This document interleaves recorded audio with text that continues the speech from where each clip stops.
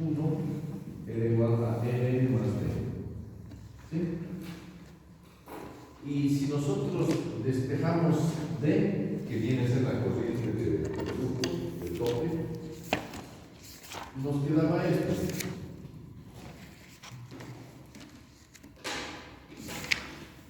Y a esta expresión que me establece la diferencia de flujos internos, porque no es otra cosa, la diferencia de flujos internos, se la llama D, que es el producto que se habla. Pero vemos de que esta corriente D va a ser constante, vamos a suponer que sea constante, independientemente de la variación que tenga cada uno de los flujos internos. Porque si nosotros ponemos como subíndice n más 1, n más 2, n más 3, se supone que por el momento no estamos convencidos de que es un solo flujo, sino que puede variar a lo largo de la columna. Es decir, un D1 puede ser distinto un D2, un D3, un L1 igual. Pero por más que varíen esos flujos independientemente, su diferencia permanece constante. Y a esta expresión se la denomina velocidad de flujo neto de materia que asciende por la zona superior de la columna. Es una velocidad de flujo neto. ¿Por qué neto? Porque es el resultado de la diferencia. ¿Y qué asciende? ¿Qué quiere decir eso? Quiere decir de que no podemos nosotros tener flujos negativos. Eso significaría que estaría entrando acá. Entonces, desde el momento en que D es positivo y es el resultado de una diferencia, pues esa diferencia se va a mantener constante y va a ser igual a D. ¿Qué quiere decir eso? Que si esto es positivo, Bn más 1 es mayor que L, para que sea positivo. ¿No es cierto? ¿Qué quiere decir eso? De que esta corriente va a ser mayor que esta corriente. Y obviamente el resultado es de que al margen de la difusión o contradifusión, vamos a ver de que el resultado es de que hay una corriente que está ascendiendo y que va a salir por acá. Entonces eso nos está garantizando obtener un producto por el tope de la columna. Ese mismo análisis, el que lo hemos hecho en forma global, lo podemos hacer en forma parcial, es decir, hacer lo mismo pero para el componente macular. ¿Qué nos va a resultar? Nos va a resultar que D por XD va a ser igual, ya lo voy a copiar, ¿no es cierto? Bn más 1 y n más 1 más ln menos XD. ¿Y qué es esto? Es esto mismo, pero para el componente más volátil. O sea, le vamos a llamar que esto es la velocidad de flujo neto del componente más volátil que asciende por la zona superior de la columna. ¿Qué quiere decir eso? Que hay materia de volátil que está ascendiendo. Hay una que está descendiendo, pero la que asciende va a ser mayor que la que desciende. El resultado, lo neto, va a ser de que por acá va a salir volátil en esa concentración. Es eso todo. Pero lo fundamental es de que estas dos son constantes. Independientemente de que haya una variación individual a lo largo de toda la columna de o las corrientes globales, estamos hablando de las zonas de explicación, o las del componente más volátil. El mismo análisis lo hacemos acá. El XM de n más 1 y n más 1, y por acá va a salir D por XB. Lo mismo, pero claro, y haciendo las cuentas, ¿qué nos va a quedar? Nos va a quedar que aquí hay una entrada que es el M y hay M más 1 más Si yo despejo B, esto va a ser igual a LM menos BM más 1. Igualito. ¿Qué quiere decir? Esta va a ser constante independientemente que se modifiquen los flujos internos en fase líquida, en fase gaseosa. Y al igual que hemos dicho acá, vamos a decir que este B, es la velocidad de flujo neto de materia que desciende por la zona inferior de la columna y permanece constante. Esto también igual constante, todo. Y si yo hago un balance para el componente más volátil acá, esto va a ser igual de m más 1 y m más 1 más b por xb.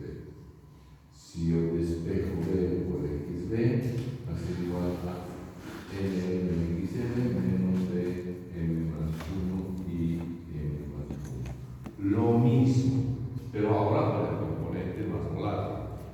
O sea, va a ser la velocidad de flujo neto del componente más volátil que desciende por la zona inferior de la columna y permanece constante. Ya está. Entonces, ¿qué quiere decir eso? Que por arriba hay más vapor que sube que el líquido que baja. Y por eso sale por ahí, por el lado. Y por abajo hay más líquido que baja que el vapor que sube. Y su diferencia va a ser lo que sale por abajo. Así de simple. Pero estos conceptos nos van a ayudar más atrás. Bueno, necesito que documentar. Después de eso, ¿qué dijimos? Dijimos de que de estos balances nosotros hemos logrado definir lo que son las líneas de operaciones. Como el balance lo hicimos tanto en rectificación como en agotamiento, la línea de operaciones zona de rectificación nos quedó así.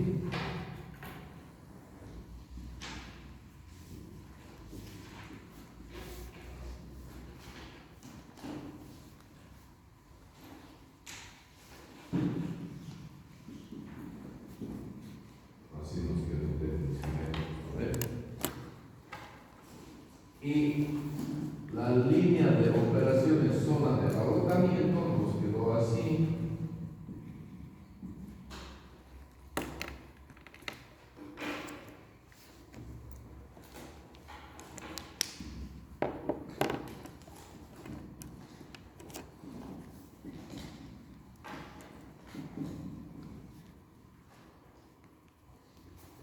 Si hay algo que está mal,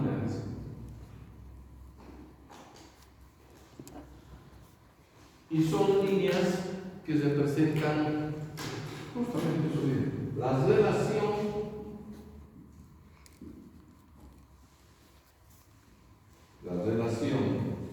la de arriba, de las concentraciones del componente más volátil en ambas fases entre niveles, entre planos.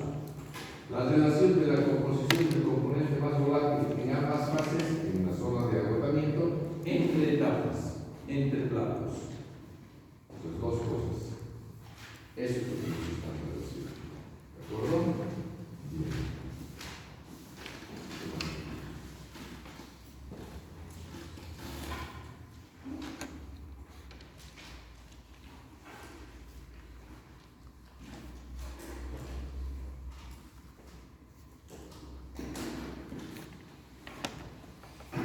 Bueno, ahora vamos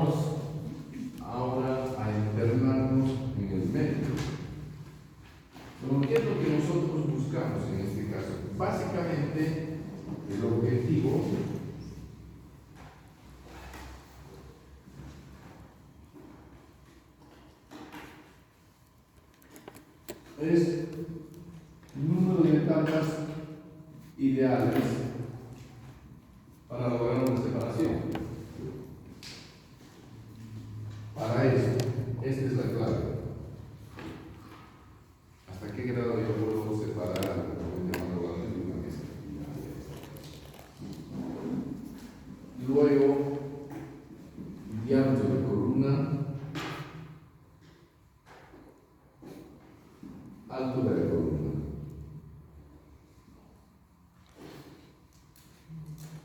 Y número de etapas reales. Eso nos está interesando. Y número de etapas reales.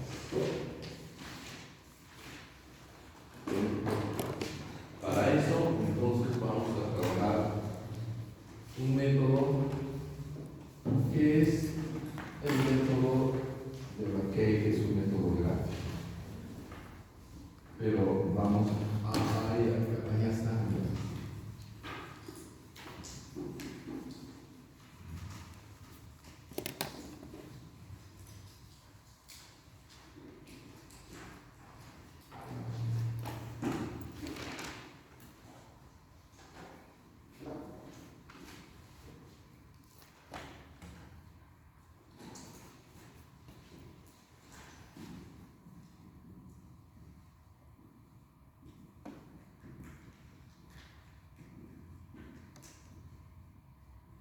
Bien, para aplicar este método vamos a partir, es un método gráfico, y la idea es, como ya sabemos nosotros qué es lo que está pasando en la columna, ya hemos desmenuzado todo lo que pasa en la columna.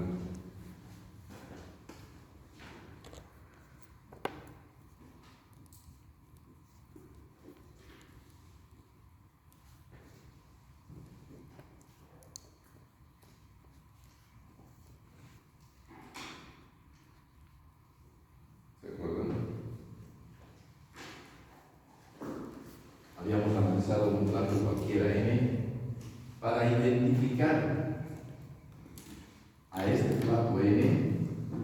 Tenemos que conocer las cuatro corrientes con sus concentraciones, fundamentalmente las concentraciones que entran en juego en ese plato. ¿Y qué es lo que hace? Dos corrientes que ingresan, cuyas concentraciones no tienen nada que ver. Y una vez que se establecen en el plato, hay un cierto tiempo de residencia donde hay un íntimo contacto por los mecanismos y dispositivos que ya los hemos visto, y a partir de ahí se produce la contradifusión equimolecular, una fracción de pesado del vapor que pasa a la fase líquida, una fracción del liviano que está en el líquido pasa a la fase vapor, con el consiguiente enriquecimiento del vapor en componente más volátil y empobrecimiento del líquido en el componente más volátil a medida que va bajando y otra medida que va subiendo. Entonces, y si eso lo repetimos en todas las etapas, conceptualmente eso es lo mismo, pero esos procesos de contradicción equimolecular se van a producir en diferentes condiciones de temperatura.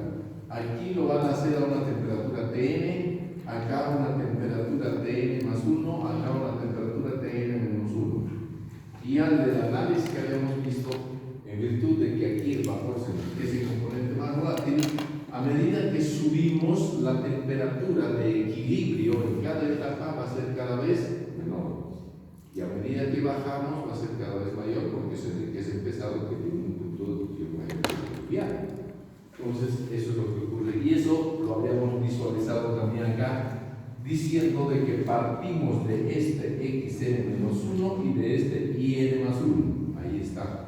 Partimos de estos dos que no tienen nada que ver. Pero como esto es líquido, el punto lo identifico en la curva de punto de burbuja. Y como esto es vapor, lo identifico acá. Luego de que esas dos concentraciones se ponen en íntimo contacto, se modifican sus concentraciones, la una tiende a IN y la otra tiende a XN.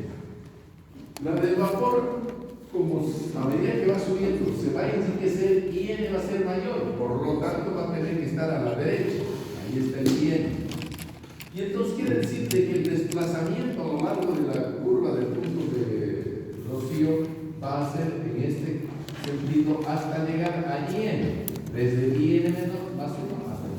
Y en el otro lado lo mismo, pero a medida que va bajando va disminuyendo, por lo tanto xn va a ser menor, y entonces el desplazamiento es acá. ¿Hasta dónde? Hasta llegar a estos puntos que son xn y n y que están en equilibrio a la temperatura de n. Pero eso es ideal.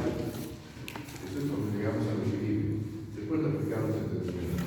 Bueno, y eso es lo que va a ocurrir en cada uno de los casos. ¿Sí? Después cuando nosotros vemos con n, entonces veremos que hay un xn menos 2 que vendrá más arriba, que va a ser más alto obviamente, que va a ser más acá, y así sucesivamente nosotros vamos a ir llegando con estas i's hasta llegar a xd. Claro que xd ya está compensando, y por el otro lado hasta llegar a xd. Entonces lo que vamos a hacer, el método lo que hace es tratar de volcar, no en este diagrama, sino en el equilibrio, la historia del plato N, es decir, en la que ocurre un proceso donde intervienen 4 corrientes, 2 que ingresan y 2 que salen. Y además 2 están en equilibrio. Y además tenemos una relación acá de las concentraciones a través de las líneas de operaciones. Perfecto. Eso es. Entonces, lo que vamos a hacer es justamente ir a analizar eso. Pero antes de eso, nosotros todavía estamos con un tema de que los flujos los hemos diferenciado. ¿Por qué? Porque la alimentación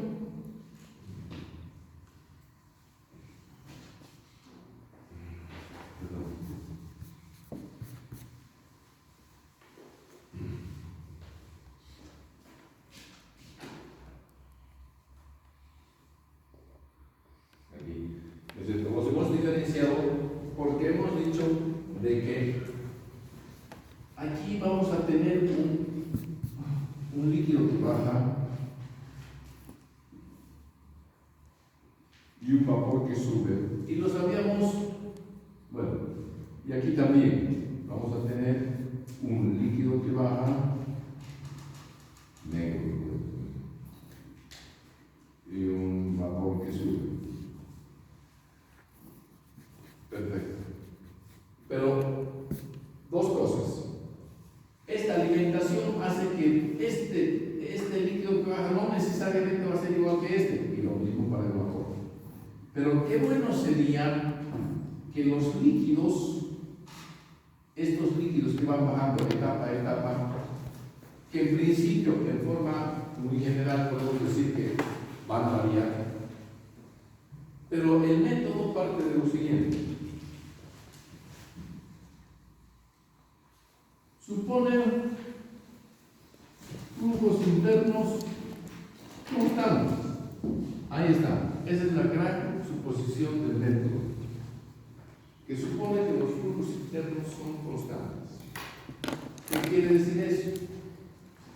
Entonces, quiere decir que Ln va a ser igual a Ln-1, igual a Ln-2, etc.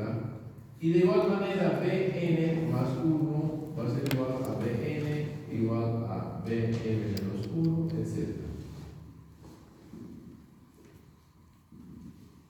Van a ser constantes. Eso es lo que dice. ¿Sí? Y por el otro lado lo mismo.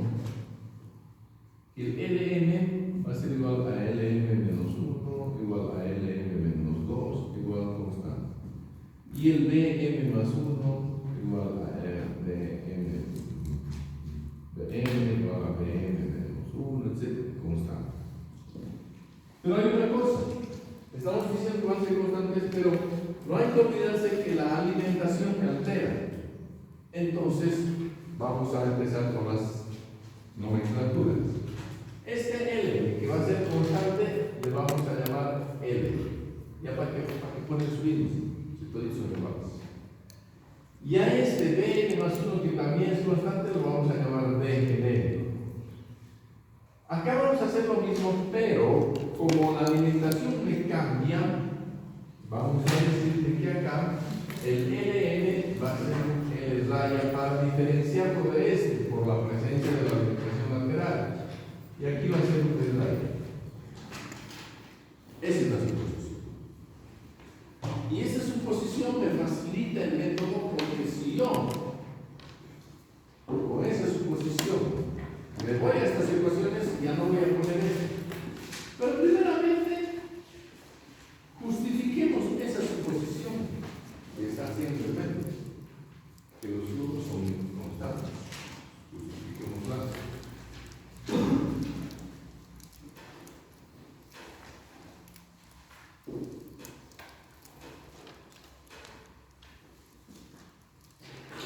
Y entonces agarremos para el análisis un plato cualquiera. Agarremos un plato N.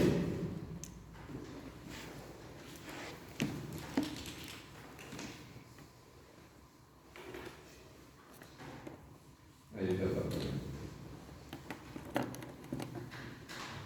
Es un plato de la zona de rectificación. Bien. ¿Qué análisis vamos a hacer? Vamos a hacer un balance de calor en el plato N.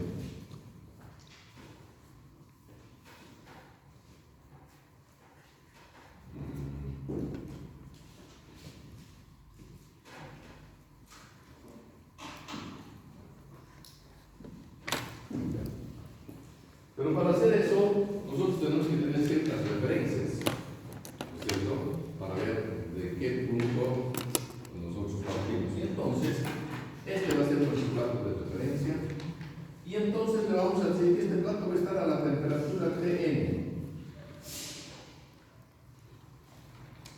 Obviamente está a esa temperatura. Quiere decir que este plato va a estar a la temperatura Tn menos 1 y este plato va a estar a la temperatura Tn más 1. Ahí está. ¿Qué otra cosa más vamos a decir?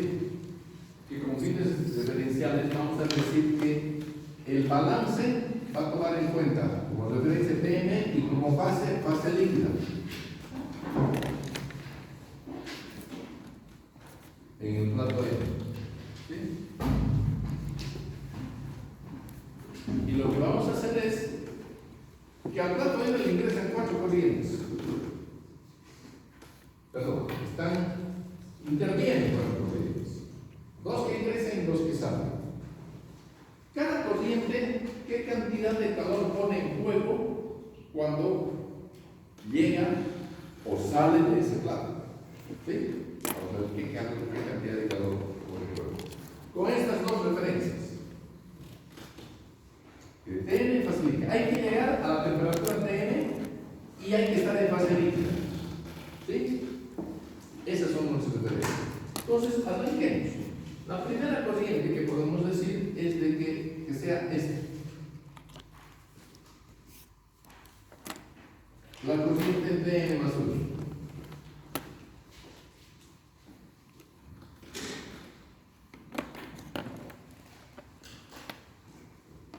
¿Qué cantidad de calor se pone en juego cuando esa corriente que está viniendo de abajo llega a las condiciones establecidas en mi referencia, a Tn fácilmente?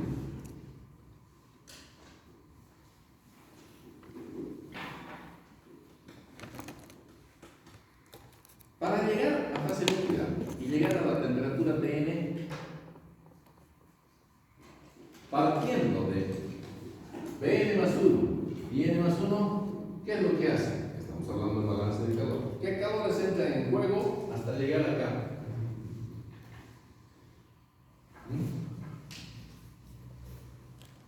Es que lo dije, pero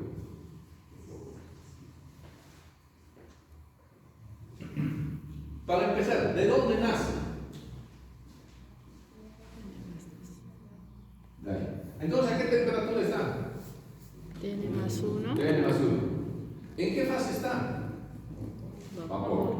eso está a TN más 1 y es vapor. ¿Qué cantidad de calor está en juego para convertirse, para llegar a TN, a esta temperatura y estar en fase líquida? ¿Qué es lo que primero va a hacer?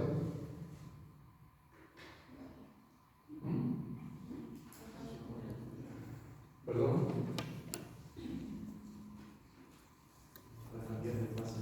Va a cambiar de fase, pero antes de cambiar de fase, ¿perdón? Disminuye la temperatura, porque está a una temperatura TN más 1 que sabemos que es mayor, porque para abajo. Entonces tiene que bajar hasta TN.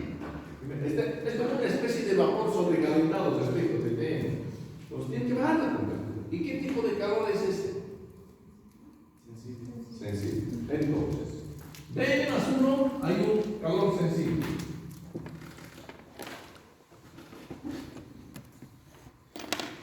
Le llamemos a ese calor sensible. Listo. Ya está a TN, pero está en fase de vapor. Ahora,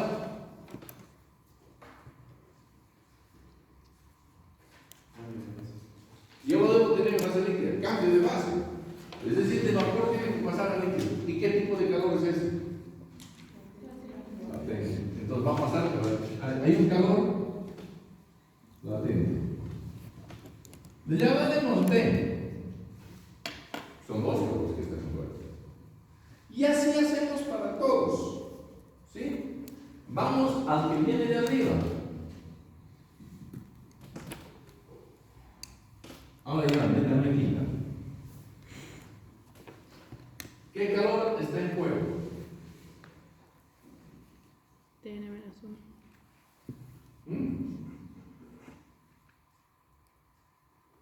Para llegar a las mismas condiciones que hace.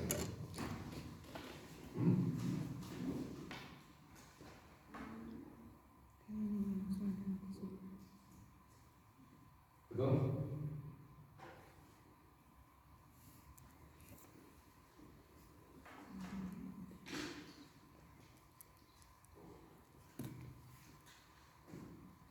¿De dónde nace? De TN. Ahí. Entonces, ¿qué calor entra en juego para convertirse en un líquido TN? Eso es. TN menos 1. El TN menos 1. ¿Perdón? El TN menos 1 tiene que llegar a TN. De TN más 1 tiene que llegar a TN. Entonces, ¿qué va a pasar? ¿Qué calor es? La TN. Sensible. No, ustedes no. Ustedes me quieren. No, que me quieren. Que yo no. Calor Sensible. sensible. Pero si aquí de caliente pasaba no tanto, bajaba la temperatura, aquí va a subir la temperatura. Entonces, para ser consecuentes con nuestro es un calor sensible. Menos C, pongamos, porque si el calor sensible de mayor a menor era 1, de menor a mayor a 0. La inversa, y no hay calor latente porque ya está líquido. Pasemos a DN. DN es una corriente que sale y cada uno tiene en su mochila una cantidad de calor. Ya las hemos descubierto a las mochilas de estas dos. Ahora, esta que sale, no llega, sale, pero sale por su mochila.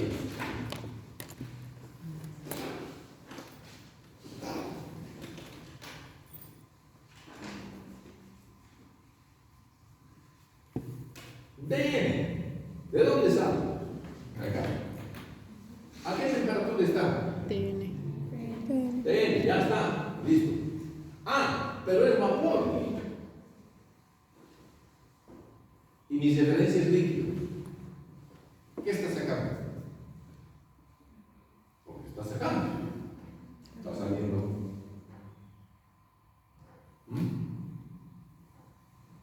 ¿Qué calor? Latente.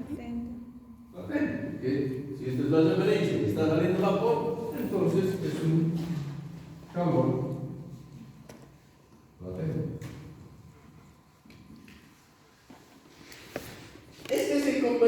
de vapor a líquido. Este se está convirtiendo de líquido a vapor. Por lo tanto, este calor latente va a ser igual que este, pero en sentido contrario. Le pongamos signo medio, que nos dé. ¿Y hay calor sensible? No, porque ya la tenemos.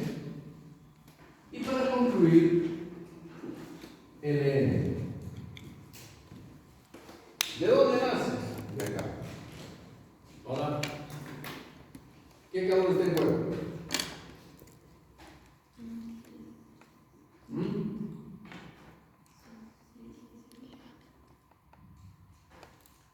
Me está preguntando lo que yo estoy preguntando. Sensible. Sensible. ¿Calor? Sensible. Ese signo de interrogación tiene que desaparecer. ¿Calor? Sensible. A ver, más fuerte. ¿Calor? Sensible. Último 3 veces. ¿Calor? Sensible.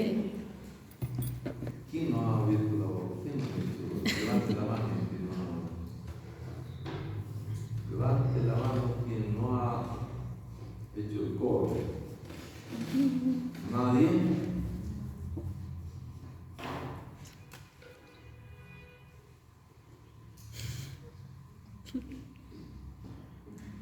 ¿Calor?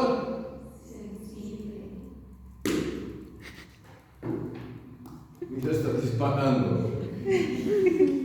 Es bueno, sí.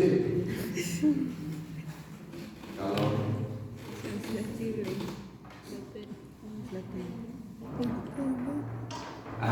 Hay un latente por ahí. Es latente. ¿Calor? Latente.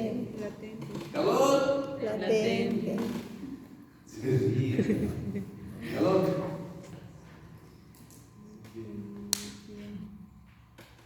¿Cómo? ¿Cómo? A ver.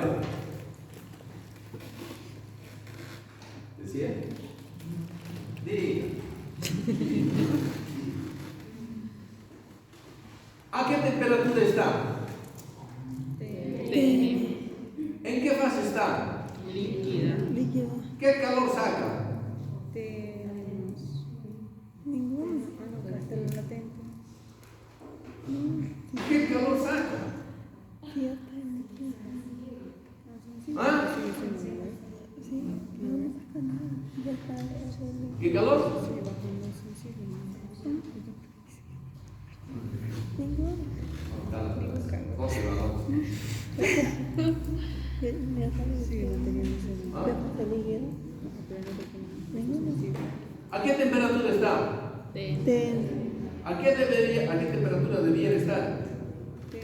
Más 1. ¿En qué fase está? Líquida.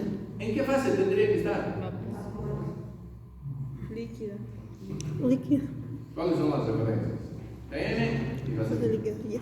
¿A qué temperatura está? ¿Y en qué fase está? Líquida. ¿Y qué calor entonces interviene? ¿Ah? No puede ser. ¿Es sensible? Ya. ¿Cuál es el gradiente de temperaturas? TN menos. ¿Ah? ¿Y quién ha hablado de otra temperatura que no sea la TN? A ver, esta corriente tiene que estar en estas condiciones. Vamos a ver si está en esas condiciones. ¿Está en fase líquida? ¿Está la temperatura TN? Sí. Entonces, ¿qué calor interviene?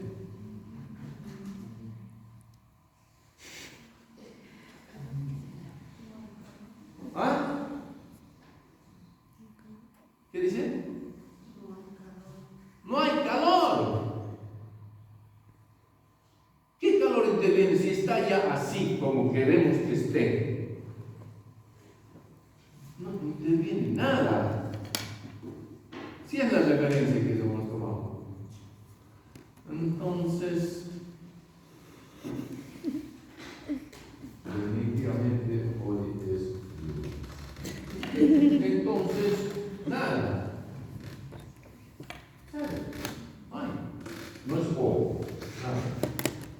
¿Qué calor más entraría en juego? En un balance. Normalmente cuando hay un balance, ¿qué calor es más?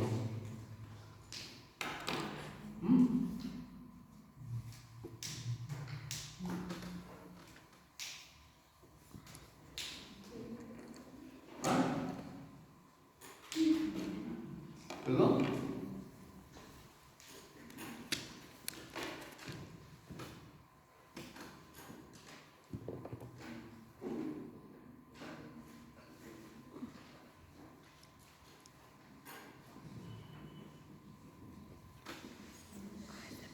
¿Listo?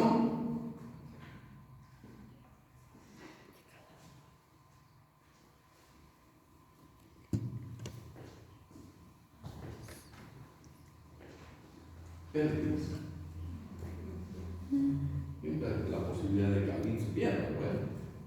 Entonces, pérdidas. Por radiación y convección. Entonces, como son pérdidas, menos E. ¿Qué más? Cuando tenemos dos corrientes que ingresan, se ponen en contacto, calor de. ¿Ah? No. Cuando hay dos corrientes que se ponen en contacto. Se ponen en contacto. ¿Sí? Calor de. ¿Ah? ¿De?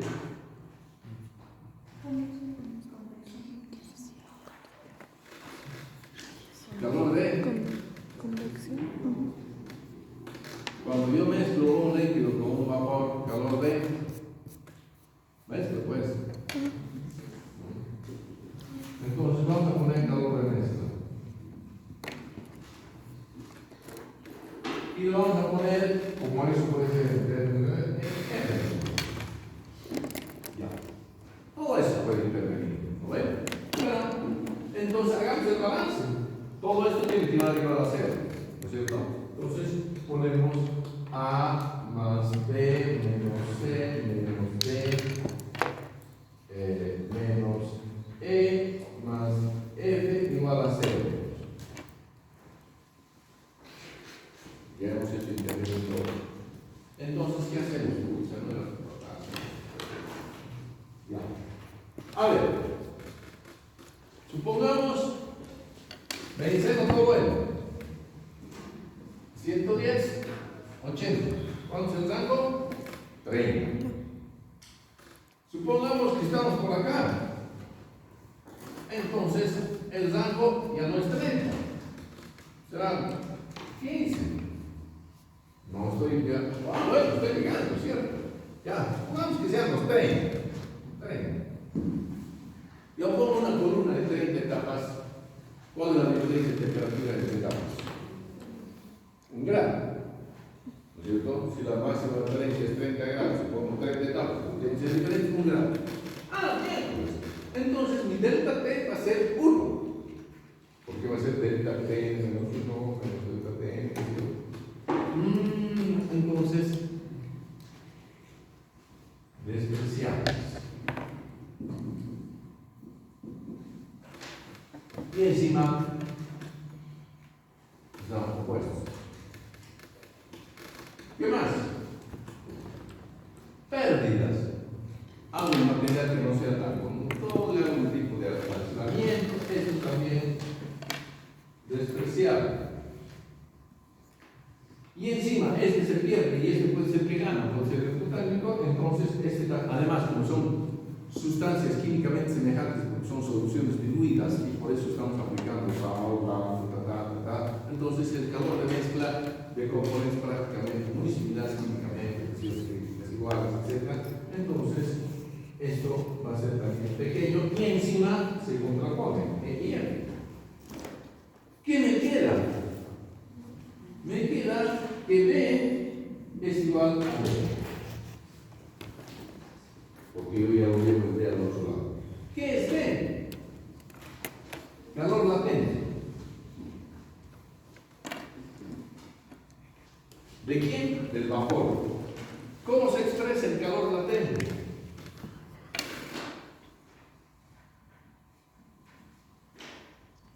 Ahí está. Es el vapor. ¿Y qué es D? Calor latente también de quién? De Bn. Entonces va a ser igual a Bn.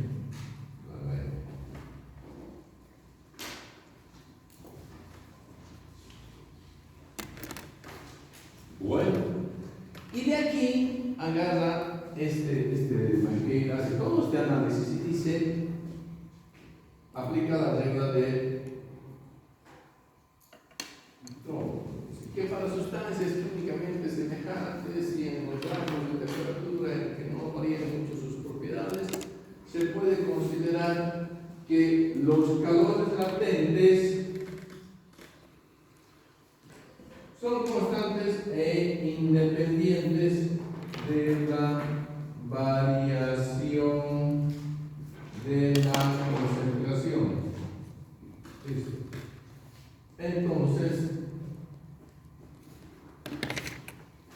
lambda en n, no es n, lambda n más 1 es igual a lambda n. Eso quiere decir, si los calores son constantes a lo largo de la columna, porque de las sustancias químicas muy parecidas, 90-92 son los calores latentes de 3 de los ahí. Entonces, y si esto es así, por esa regla, entonces, ¿qué queda?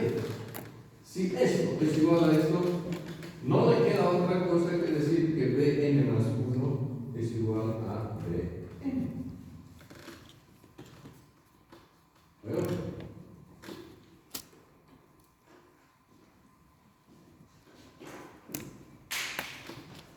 Exacto. Entonces, el vapor es constante. Eso quiere decir. Si eso es constante, por esto que hicimos, que yo lo he borrado, decíamos entonces, ¿se acuerdan que D dijimos que era Bn más 1 menos el N? ¿Sí? Bueno.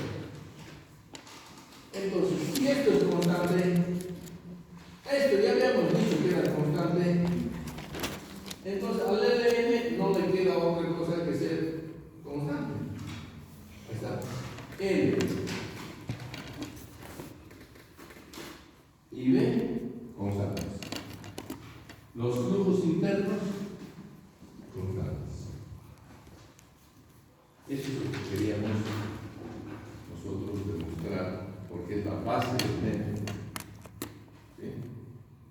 Muy bien. Si eso hemos hecho para un plato N de rectificación, hacerlo para un plato N de agotamiento es exactamente lo mismo. En consecuencia, también podemos decir de que estos van a ser constantes. Entonces, si eso va a ser así, nuestras expresiones ahora van a ser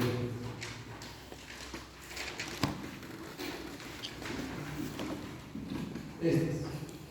Le vamos a poner para entenderlo, lo podemos sacar, pero lo pongamos para ver de qué se trata de rectificación, ¿ya? Esto va a ser ahora así.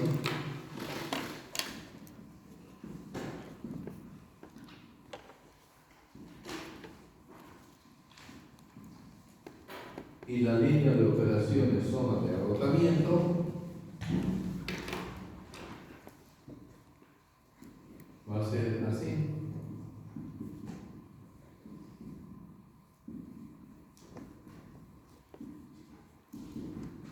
Ahí está. Ya no podemos.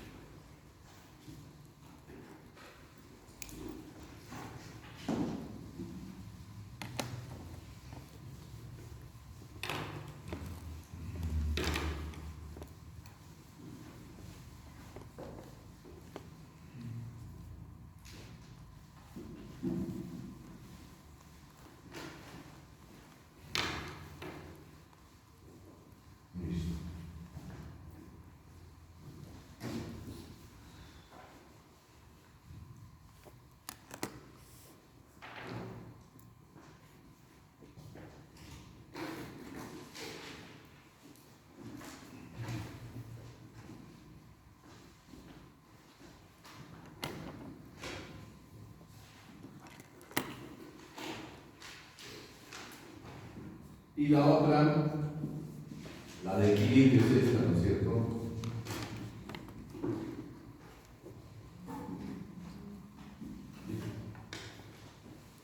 Entonces, el método parte de ahí.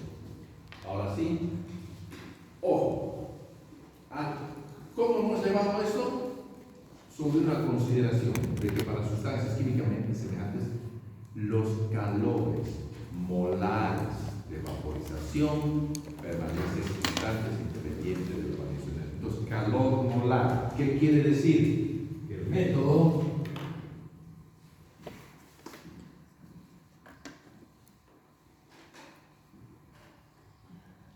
dice que lambda es constante, entonces es molar. Entonces, trabajar con fracciones molares, no hay que estar trabajando con masas, hay que trabajar con fracciones molares. A la fuerza, el método nos obliga. Ya. Muy bien. Entonces, nos quedamos con esto. Ahora sí, vemos, creo que ya lo dijimos. Estas son. Ahora, miren, esas líneas, como ustedes me dijeron, esta representa esta línea, tiene. Hemos dicho eso. Ya habíamos caracterizado, ¿no? Estos. Pendiente y ordenado aquí. Entonces, esta relación tiene esta pendiente. Ahora esta pendiente es constante. Ya. ¿Sí? Es constante. Porque el L no cambia, el L no cambia. Y esta es la ordenada al origen. Lo mismo acá. Esta es pendiente, pero de la otra, constante también. Y esta es la ordenada al origen.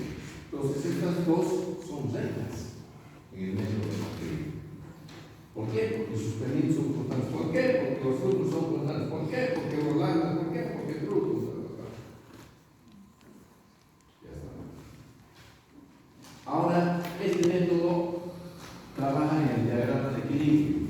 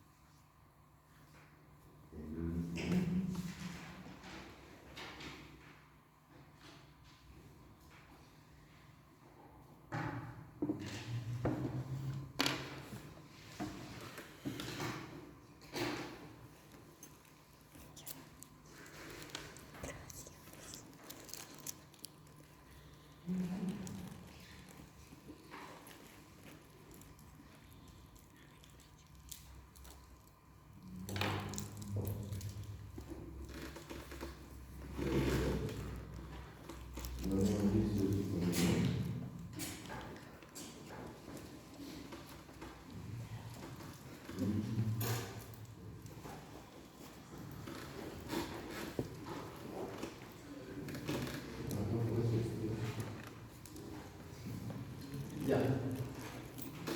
A ver.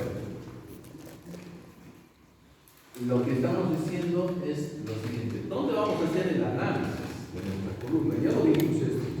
Nuestra columna va a ser esta.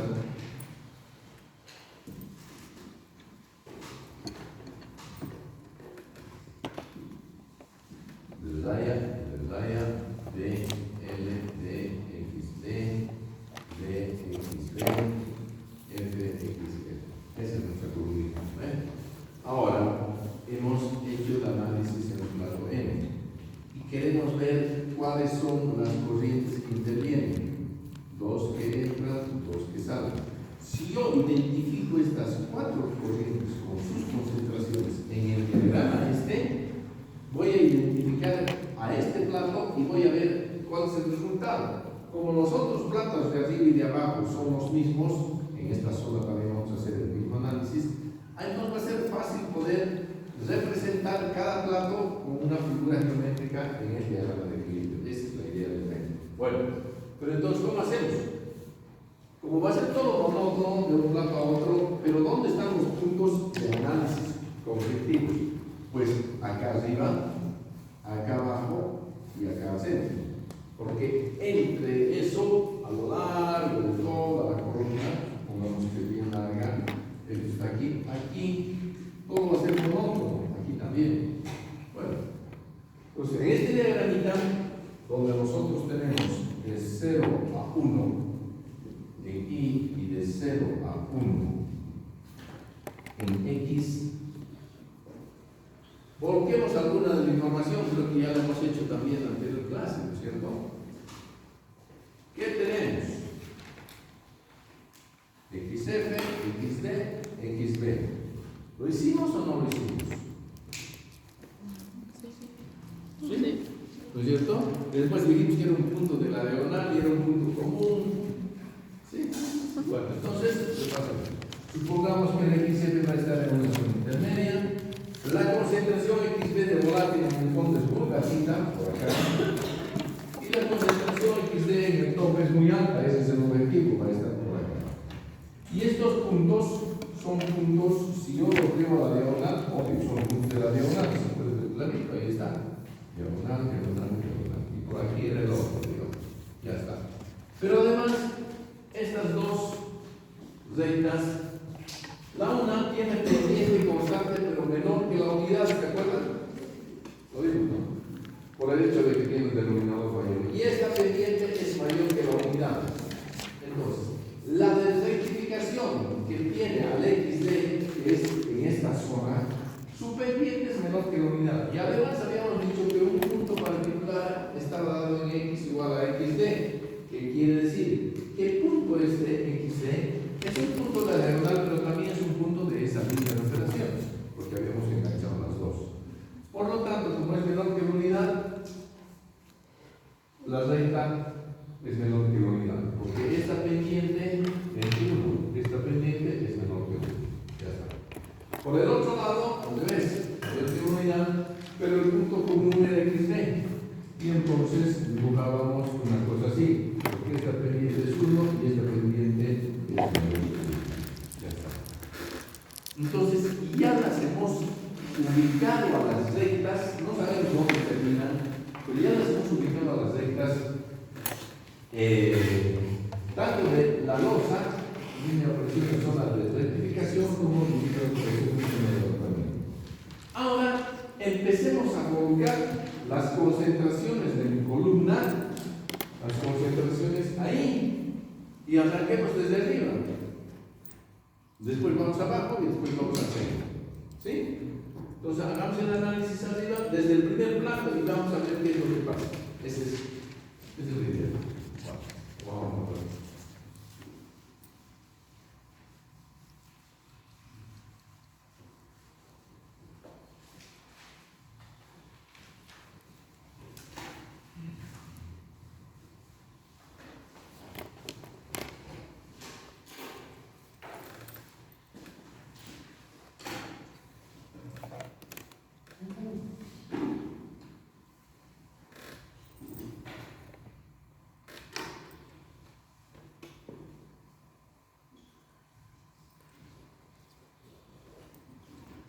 Ahí está. Esta es, y vamos a particularizar eso. Ahí está. Esta es la zona superior de la columna. ¿Sí?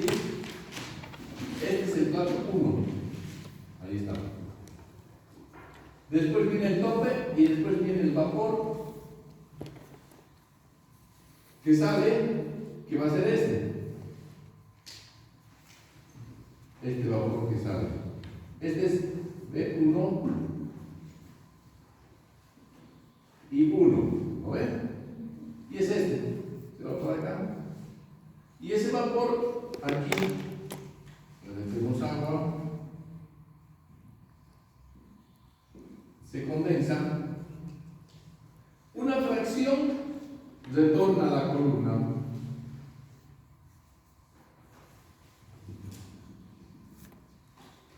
Porque es lo que tiene que garantizar que haya líquido desde arriba. Es el reflujo que le hemos llamado. Y la otra parte sale como producto de XD. Pero ¿qué más? ¿Cómo está identificado el plato 1? Por 4 corrientes con sus 4 concentraciones. 2 que le llegan. Le llega del plato 2. Aquí lo dibujamos. Ahí está. Del plato 2 le llega el B. Ya no lo voy a poner el este. Pero I1 sí. Y los son iguales. I2. Esto le llega. Y de arriba al plato 1 que le llega justamente el líquido desde el turbo, que lo pongamos acá, le va a llegar. Le han llamado LC con una concentración XC, después avanzaremos. Le llega este y sale el L1 X1. Eso es lo que sale. Ahí está. La LC que ingresa, la B2 que ingresa, la B1 que sale y la L1 que sale con sus respectivas concentraciones. Lo que queremos hacer es colocar esas concentraciones en el diagrama. Aquí está. En este diagrama donde se ha resaltado la parte superior, obviamente. Aquí termina. Esto es 1 en X. ¿No ven? Y esto también, aquí está Y. Esta es la diagonal. Esto es Y igual a X. Esta es la curva de equilibrio. Aquí está la curva de equilibrio. Este es el equilibrio. Y esta es la línea de operaciones. Esta es la línea de operaciones, zona de rectificación. Ahí está. Y esta es la diagonal. Solamente está agrandado. Bueno. Ahora empecemos a volcar la información que tenemos del plato 1. ¿De acuerdo? ¿Qué es lo que tenemos? X. Ese es la cero de equilibrio. ¿Sí? Bueno. Lo pongamos. Esto va a ir hasta abajo. Ya le he llamado ahí nomás XD. ¿Para qué vamos a ir hasta abajo? 0,9.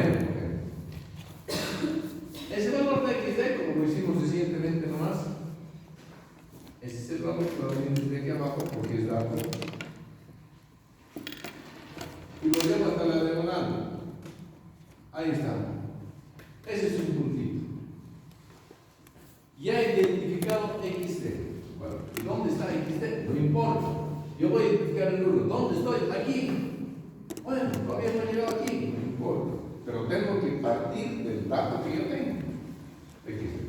Pero resulta ser de que cuando este vapor se ha condensado todo y por lo tanto por acá va a salir un XC. Pero si lo único que estoy haciendo es dividir corrientes, nada más.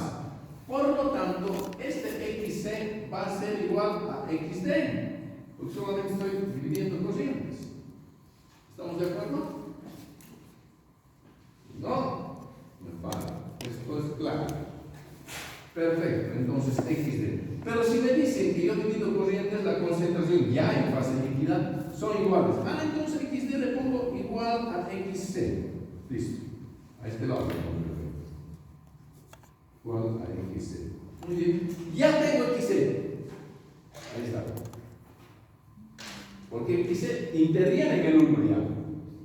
Entonces ya tengo XC. Aquí está XC. Bueno. Ahora. ¿Qué información más tengo?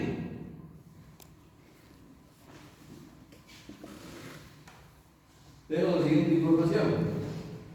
De que entre etapas habíamos dicho de que hay una relación. ¿Sí? Además, si yo este vapor luego es un condensador total, ¿qué quiere decir? Que todo el vapor se condensa. Entonces, si todo el vapor se condensa, el vapor era I1.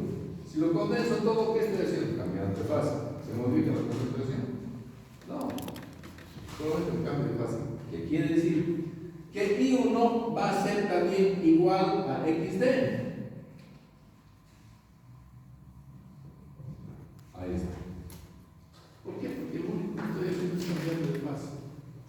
Con el dato de XD, que ese sí es dato, obtengo XC y I1. ¿Y dónde está I1? Si es igual a XD y este es un punto de la diagonal y este es un cuadrado, entonces resulta ser de que I1 va a estar acá.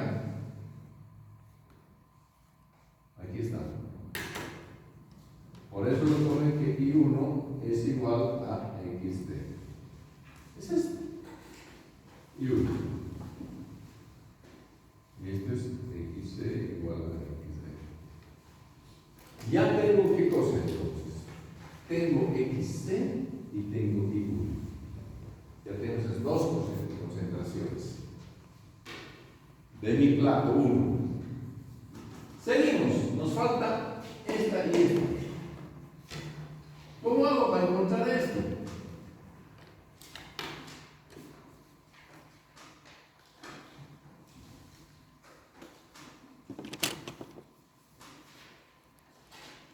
¿Qué relación existe?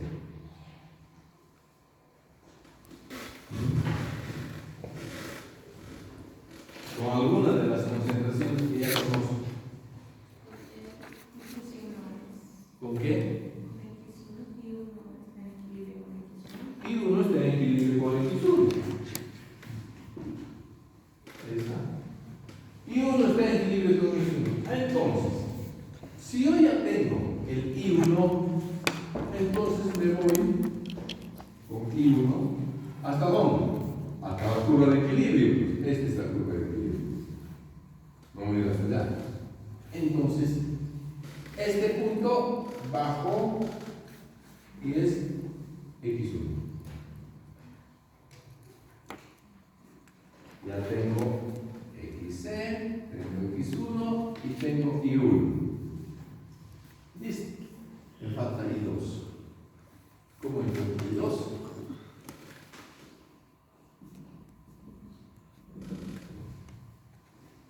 Con esta ecuación. Porque I2, N es igual a 1 y es igual a 2. Y este es igual a 1. Están relacionados a través de la línea de operaciones.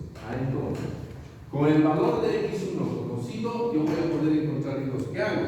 Me voy, pero hasta la línea de operaciones nomás. Y esta es la línea de operaciones. Aquí está el punto. Y esto va a ser I2. Ahí está. I1 y 2, X1, XC. I1 y 2, X1, XC. Ya he colocado las 4 concentraciones que identifican el plato 1. ¿Y qué ha pasado?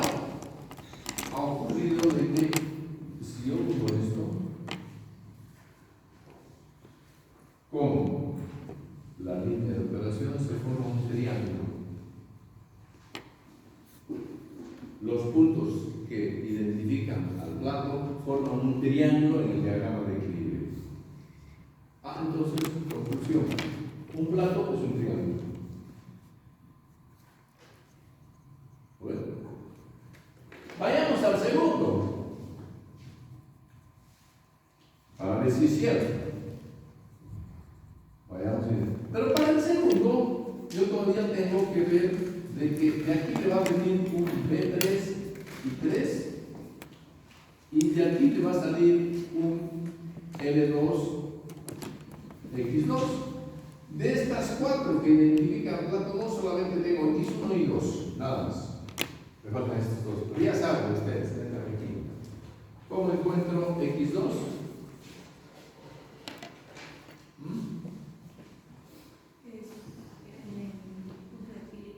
Equilibrio con el I2 que ya tengo. Entonces, con I2 que ya tengo me voy hasta el equilibrio. Ahí está el equilibrio. ¿Y qué he encontrado? X2. Y con X2 me voy a la línea de operaciones, encuentro I3. Me subo a la línea de operaciones, que es esto, y esto entonces es I3. ¿Y qué ha ocurrido? Un segundo triángulo. Ahí está. Este es el plato 1, este es el plato 2. Es decir, este triángulo. Y así voy a seguir bajando. Entonces, un triángulo es una etapa. ¿Qué es una etapa? Es una etapa de enriquecimiento del motor. Es eso. ¿Para qué está esto? Para que el vapor que sale más rico que el que llega. En resumen, obviamente que también se modifica, pero desde el punto de vista del objetivo XD, es una etapa de enriquecimiento del componente modular. la concentración de salida del mar volátil de fase de vapor es mayor que la que le llegó a ese lado. ¿Qué siendo? Listo. Ya está. Ya sabemos. ¿Hasta dónde va a ir? No sabemos. Por lo menos ya hemos arrancado. ¿Sí? Pero ocurre lo siguiente. Esto hemos dicho que es un condensador total. ¿Qué quiere decir eso? Que lo que hace es condensar todo. En las columnas de rectificación, en algunos casos, puede ser muchos, pueden ser tantos, yo voy a utilizar otro tipo de condensador que es un condensador parcial. ¿Qué es un condensador parcial? Que no condensa todo, que condensa una parte, así de simple. ¿Y qué parte le condensa? Porque esto, cuando condensa, esto está líquido hirviendo. Después yo lo enfriaré. A mí no me conviene enfriarlo ya, porque si yo lo enfrío a como lo tengo que retornar allá, lo voy a tener que volver a calentar hasta la temperatura de ebullición del plato 1, y eso significa calor que tengo que sacar de algún lado. ¿Para qué entonces? Entonces, pues lo busco a esa temperatura. Por eso me interesa meterlo ya más. Pero a veces, en los procesos, por los sistemas de aprovechamiento energético, eficiencia energética, hay un condensador parcial. Condensa solo lo que vamos a retornar en su punto de ebullición y el saldo todavía se mantiene en fase vapor. Y ese saldo es el que después voy a condensar y sobreenfriar. A ese condensador se llama condensador parcial. ¿Se acuerdan que nosotros hemos visto condensador parcial? Hemos dicho, cuando tenemos un vapor, ahí está, un vapor, entonces la operación inversa de la destilación flash o diferencial es la condensación parcial. Entonces, condensamos una parte, el saldito se queda en vapor. No lo voy a dejar en vapor, después lo voy a condensar y enfriar, y entonces el esquema sería el siguiente. Y vale la pena que nosotros hagamos el mismo análisis que hemos hecho ahorita para el condensador total. ¿En qué se va a diferenciar? Es importante eso para ir finalmente por todos los conceptos de enriquecimiento. Ahí está, el condensador parcial. Entonces, ¿cómo es el esquema? De nuevo, el vapor, otra vez lo vamos a poner aquí, y el vapor va a salir de 1 y 1, y aquí le va a llegar un líquido LC, XC, esto va a ser L1X1, y esto va a ser L2X2, lo voy a seguir poniendo. Es constante, ya sabemos. Listo. Y esto que va a entrar es XC. Bueno, ¿cómo es? Sale el mismísimo vapor. Se mete a un condensador parcial, este. Obviamente, aquí entra agua, pero lo suficiente como para solamente, miren, una parte se condensa, de todo ese B1, una parte se condensa. Y cuando se condensa, ya le hemos dado la nomenclatura, la corriente le hemos llamado LC y la concentración XC. No sabemos todavía cuál será. Bueno, el saldo sigue en fase vapor, por eso sale por aquí así. Estaba ingresando I1 condenso y la concentración que retorna ya le hemos llamado XC. El vapor que queda le vamos a llamar que su concentración del volátil en esa fase de vapor que queda le vamos a llamar I'. Ese vapor que queda ahora sí lo voy a condensar finalmente y ahí va a salir D por XD. Eso va a ser el frío. Y encima lo condenso y lo subenfrío más si quiere. D por XD. Ahí está el condensador parcial y condensador total. Esto ocurre. Bueno, ya está. Ahora, otra vez, identifiquemos al plato 1. ¿De dónde hemos arrancado? De la punta, del ovillo.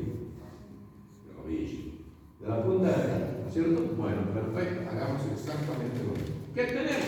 Es lo único que tenemos. Bueno, este es dato, XD, y es un punto de la diagonal. Perfecto.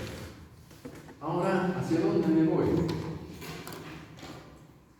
Cuando este vapor se condensa, este es un condensador total. ¿Cómo es I' con respecto a XD? Si yo voy condensando todo, así como lo hice antes, son iguales, no le cambió nada. Ajá, como es I, pero entonces este diagonal, aquí agarro y le doy I' igual a XD. Ya tengo I'. Ya tengo esto. Ahora lo que puedo encontrar es cómo es XC con relación a I'. Ahí estamos, arriba. Condensador parcial. Supongamos que es un flash. El vapor condensa normal hasta una temperatura X. ¿Cómo es I' con relación a XD?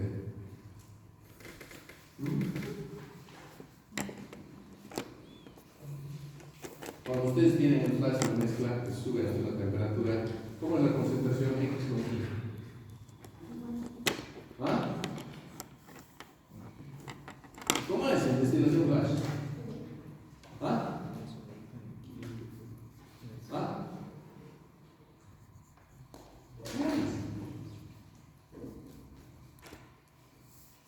Voy a pararlo a un día y a el vuelvo.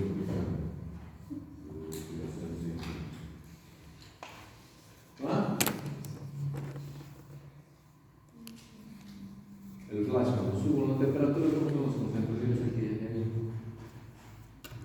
Concentración en equilibrio. Y al revés, de vapor bajo hasta que se condense algo. ¿Cómo son las concentraciones de un condensador flash? Igual en equilibrio. Entonces, hagamos eso. Entonces, resulta ser de que este vapor que tiene concentración I' va a estar en equilibrio con este XZ. Entonces, ¿qué voy a tener? Yo ya tengo I'. Y si digo que está en equilibrio, me voy a estar al de equilibrio. Aquí está. Y entonces, ¿esto qué va a ser? XC, equilibrio. Bien, pues. Ya, sigamos. Ahora, I1. ¿Cómo es XC con relación a I1? Aquí está. XC entra y I1 sale. ¿Cómo es? Están relacionados a través de la línea de operaciones. Entonces, con XC yo voy a encontrar I1. Con XC tengo línea de operaciones. Y encuentro I1. Escucha, pero todavía no he terminado. Tengo ya XC, tengo I1, pero me faltan X2. Completemos. ¿Cómo encuentro X1? Ahora sí, déjame aquí. Si ya tengo I1,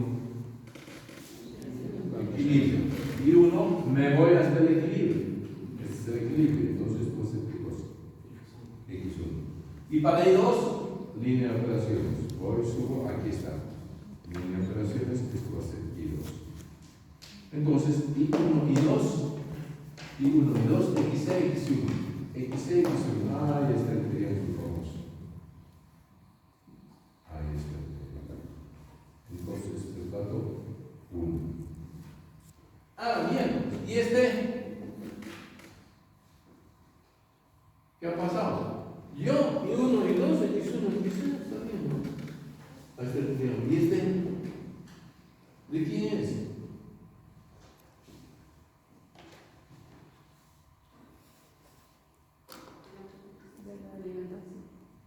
¿Ve? ¿Cuál es la alimentación? ¿Ah?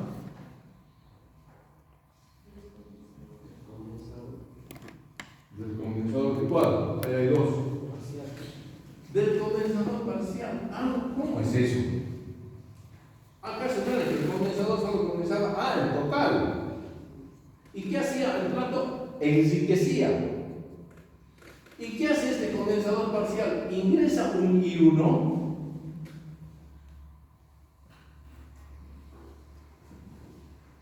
Pero lo que hace es una fracción se condensa y otra se evapora. Y en el análisis que hemos ido viendo desde este lado, resulta ser de que la concentración de salida del condensador parcial es I'. ¿Dónde está I' aquí? A la mierda. O sea, quiere decir que I' es mayor que I1. ¿Exacto? Y si I' es mayor que I1, ¿qué está haciendo el condensador parcial?